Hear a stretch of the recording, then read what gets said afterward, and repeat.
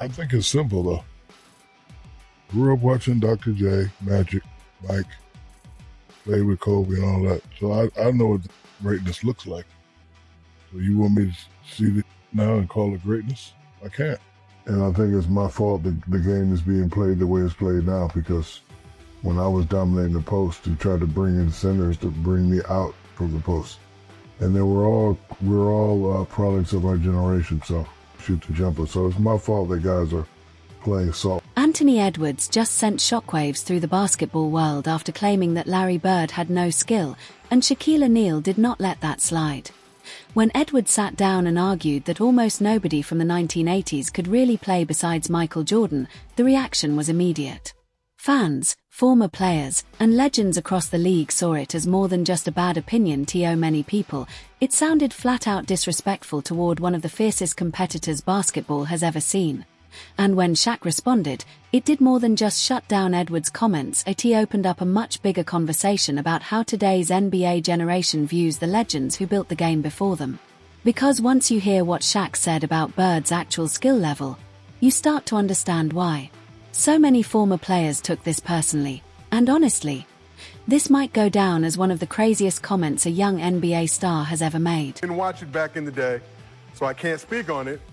They say it was tougher back then than it is now, but I don't think anybody had skill back then. Michael Jordan was the only one that really had skill, you know what I mean? So that's why when they saw Kobe, they were like, oh my God, but now everybody has skill. Larry Bird had no skill, that's the claim Anthony Edwards is pushing. The same Larry Bird who walked into a three-point contest, stared at every competitor, and casually told them they were all battling for second place. That player had no skill.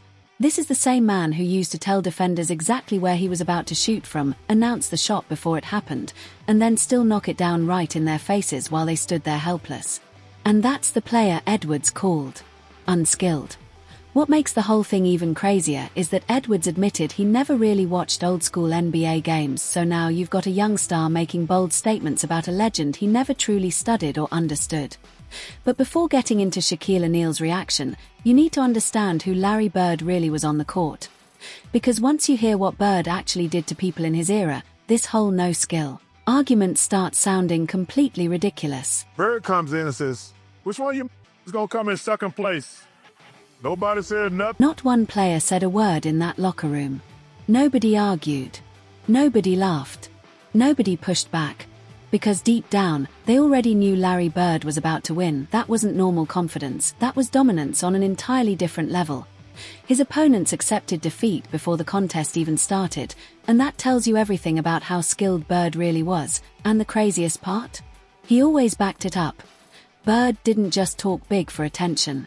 He delivered every single time with cold precision, making impossible shots look routine and turning pressure moments into his personal stage. The way he controlled games, read defenses, and mentally broke opponents would make a lot of modern players look average by comparison. He said, I'm going to wait till you get one step away from me and I'm going to shoot it right in your face. No, true story. So I got one step away. He shoots it all net. 3-pointer, good. Then he turned to me and said, you did all that running for nothing. No question, you did all that running for nothing. That's what Larry Bird told a defender right to his face. He warned him the shot was coming, waited for him to sprint over, and then calmly buried a perfect three that barely moved the net. That's not just skilled, that's complete control. Mental warfare at the highest level, and Bird never eased up. Every game, every quarter, every possession, he stayed inside your head. He'd tell defenders exactly what he was about to do, then walk out and prove it anyway, and somehow, that's the player Anthony Edwards called unskilled. He walked off and said, legend. Which makes the whole thing sound even crazier. One word. That's all Larry Bird needed after completely cooking somebody. No screaming, no flashy celebration, no extra theatrics. He'd just handle business. Then walk away like it was another normal possession. That's real presence. That's the kind of confidence you only get when you know nobody on the floor can stop you. And now you understand why Anthony Edwards' comments hit so many people the wrong way, because the players who actually faced Bird, the ones who experienced that skill in real time, had a completely different story to tell. It's flagrantly disrespectful to the old guard. Larry Bird wasn't skilled. To Magic. Isaiah Thomas was one of the greatest skilled guards in the history of basketball. Magic Johnson was 6'9", a 6'9" point guard. We had never seen anything like it. Flat out disrespectful to an all-time legend. That's how much of the basketball world reacted to Anthony Edwards' comments, and honestly, they meant every word of it.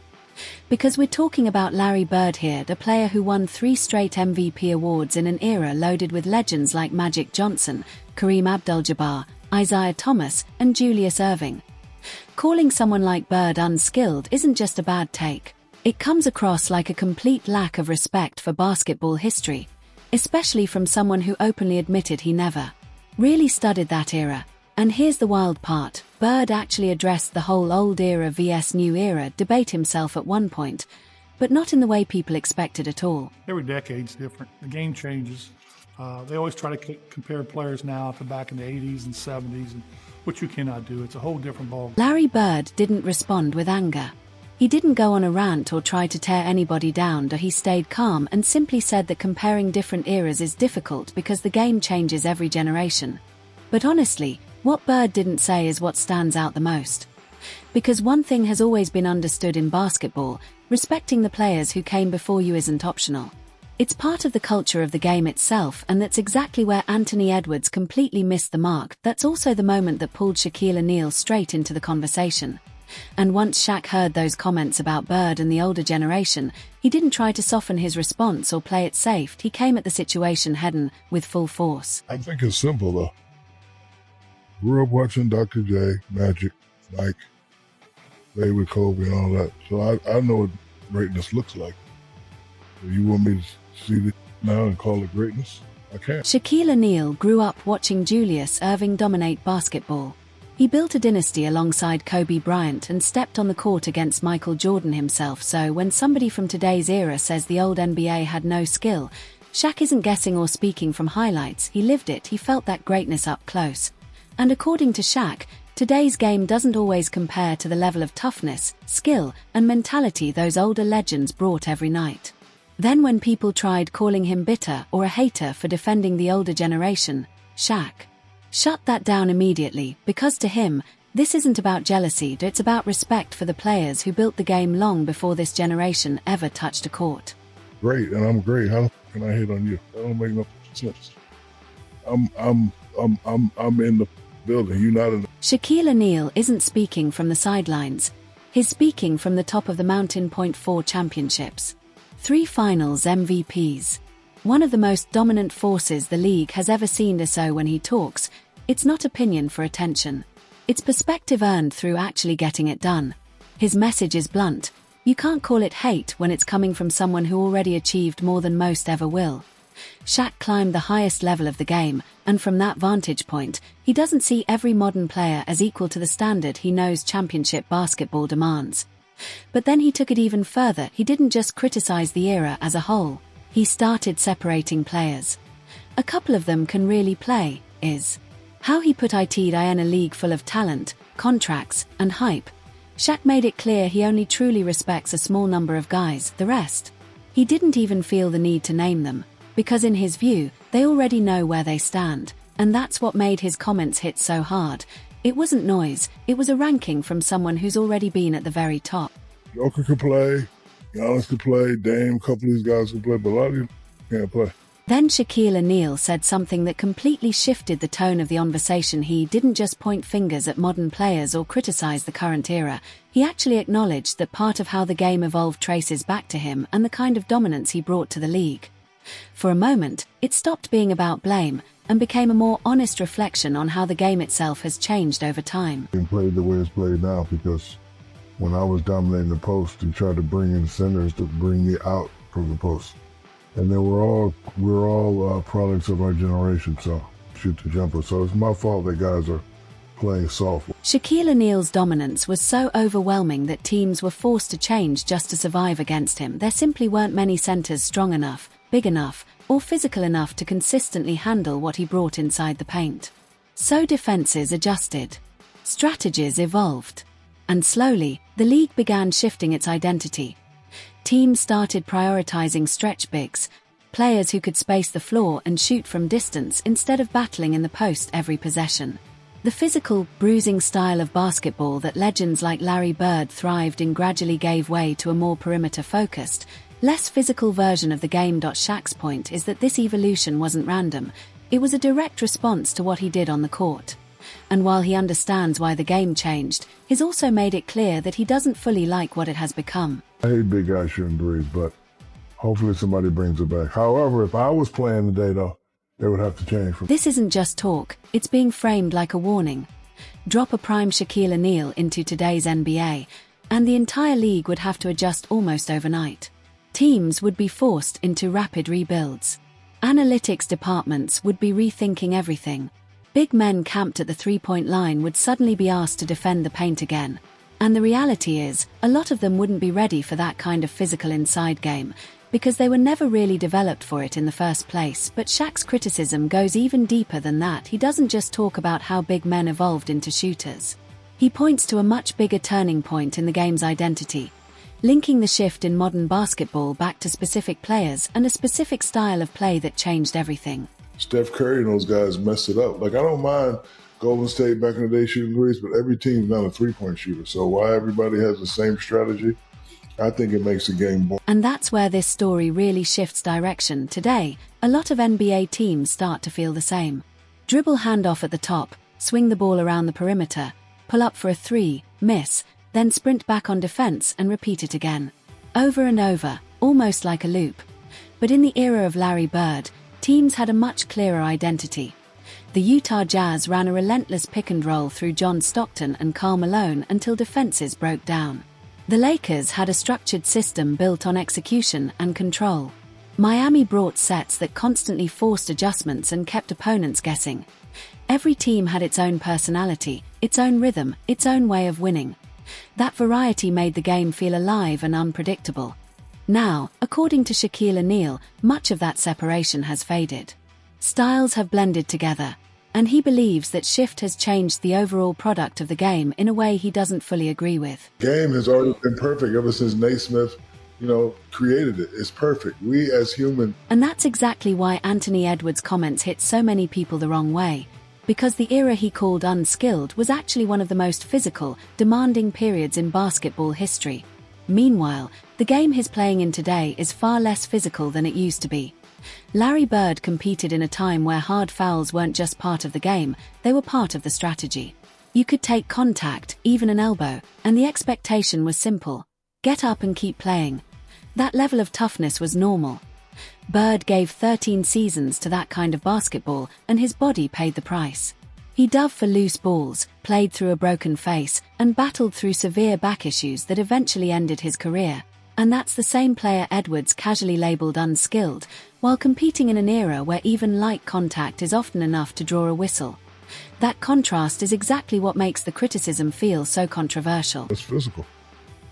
That's feel like like right now, you get a flagrant foul, you get fined, suspended. Like, guys ain't even fouling hard no more. Back before I played, it was crazy, but when I played, it was crazy. But even before, like the 80s going to 90s, it was probably more physical then. But and when you listen to people who truly understand the game break it down, the conversation about Shaquille O'Neal in today's NBA gets even more intense. Because nobody could stop Shaq in his prime.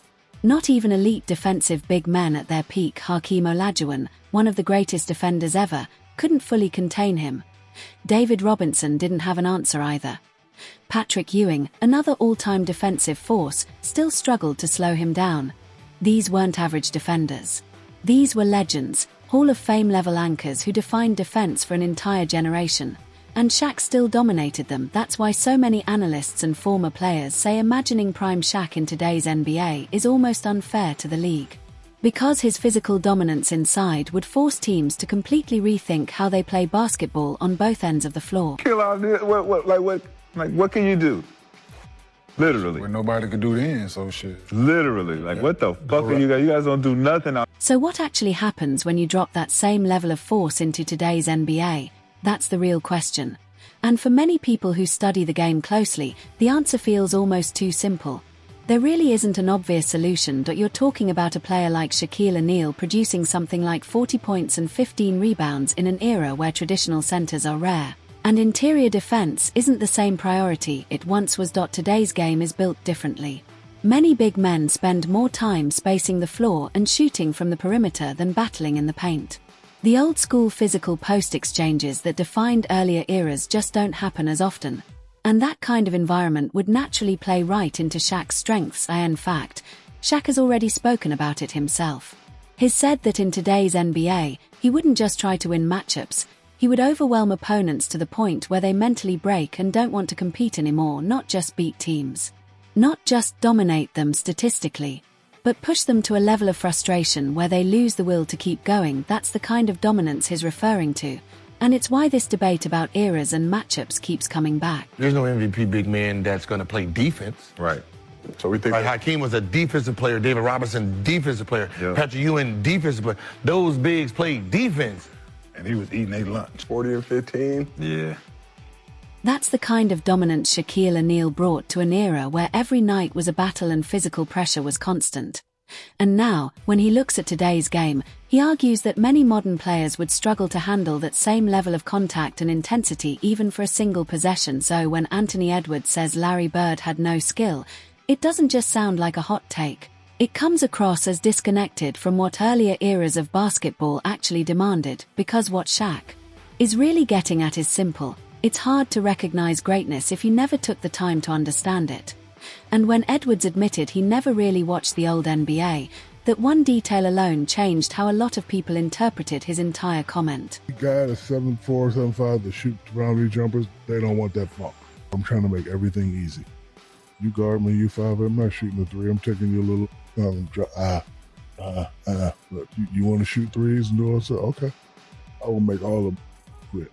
No film study, no real understanding, and still confident enough to label one of the greatest shooters the game has ever seen unskilled. That doesn't come off as a hot take. It comes off as a lack of context with a microphone in front of it. And the irony is, the player Anthony Edwards dismissed is part of an era that Shaquille O'Neal knows very well, because Shaq actually lived through it, competed in it, and felt its intensity firsthand. Shaq himself, one of the most physically dominant forces in basketball history, has even admitted how challenging it was going up against Michael Jordan. Think about that. Jordan played in the same era as Larry Bird, the same era. Edwards casually brushed aside as if it didn't matter if players from that time could push someone like Shaq, a man who redefined physical dominance in the paint, to that level of respect and discomfort, then calling that entire generation unskilled doesn't really hold up. It's exactly why this debate keeps getting louder. The more you understand that era, the harder it becomes to dismiss it. He's the only man that had me terrified on the court. Because I went from high school admiring him, college admiring him, and then he's right there in front of you. And all the shit you see on your poster, like he's doing there. That's not just a bad opinion. It comes off as disrespect toward everything those players went through to build the league into what it is today. Anthony Edwards didn't just miss the mark here. To many fans and former players, it exposed a gap in how the game's history is being understood. Because when you watch Larry Bird step into a three-point contest and tell everyone they're playing for second place, when you hear stories of him calling shots before they even go up and still hitting them under pressure, it becomes hard to reconcile that level of control and confidence with the word unskilled. That's where the conversation starts to shift. The issue may not be the past at all, it may be how the past is being viewed and discussed by players who didn't take the time to study what built the game. That's exactly the concern Shaquille O'Neal has been pointing toward. Because in his eyes, this isn't just one comment or one disagreement. It reflects a broader mindset creeping into the league, where history gets dismissed and legends are reduced without full understanding of what they actually accomplished. And that hits harder when you remember those same legends set the standard everyone today is still chasing. Shaq isn't just defending Larry Bird, he's defending an entire era that shaped modern basketball. The long travel, the physical battles, the constant pressure every possession brought. That wasn't just basketball, it was survival on the floor. And when modern players speak on it without really knowing it, it exposes a deeper divide, not just in style, but in perspective. Because the greats didn't just play the game. They studied it. They respected it. They learned from the generation before them. That's how the sport evolved. Now flip it the other way for a second. Imagine legends like Bird or Michael Jordan dismissing today's players without ever really watching them. It wouldn't sit right with anyone. That's why respect has to go both ways. You don't have to rank eras or pick sides, but you also can't ignore what came before. That balance is what keeps the game honest. And as long as that balance gets overlooked, these debates will keep coming back. Same arguments, same reactions, same divide, because in the end, this isn't just about Bird, Shaq, or Anthony Edwards anymore. It's about how basketball remembers greatness. The legends didn't just appear, they built the league step by step, through physicality, pressure, injuries, and sacrifice. And when that gets dismissed too easily, people are going to speak up. The end of the day, skill may look different across eras, but greatness doesn't change. It can't be rewritten, and it definitely can't be ignored. As though whether you stand with the old school or the new generation, one thing stays clear. Respect has to stay in the conversation and no shortcuts. No skipping history. No bold claims without context. That's how the game stays real.